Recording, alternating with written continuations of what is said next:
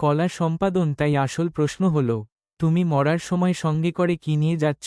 Cross mark যা যাবে না, এই সব কিছুই থাকবে পৃথিবীতে। তুমি ভাবো এগুলোই বড়, কিন্তু এগুলো ফালতু। 1. গাড়ি। 2. Bank balance. 3. Facebook Instagram follower. 4. Mobile laptop. 5. দামি জামাকাপড়। 6. ঘড়ি। 7. বাড়ি। 8. জমি। 9. বড় অফিসের চেয়ার।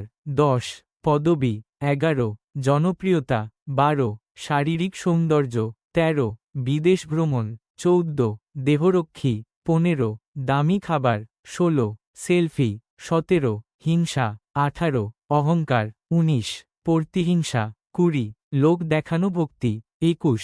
চাকরি। 22.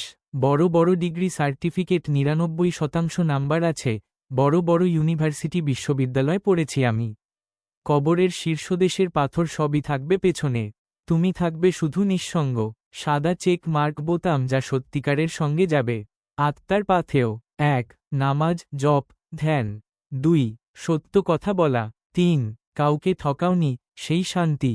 4. গরিবকে দেওয়া সাহায্য। 5. মন থেকে কারো জন্য প্রার্থনা। 6. ভালোবাসার অশ্রু মুছে দেওয়া। 7. অনাথকে জড়িয়ে ধরা। 8. ভুল স্বীকার করে নিজেকে বদলানো। 9. অন্যায়ের প্রতিবাদ করা। 10. মুখে না, কাজে প্রমাণ করা যে তুমি ভালো। 11. পশু পাখির প্রতি মায়া। 12. মায়ের যত্ন করা।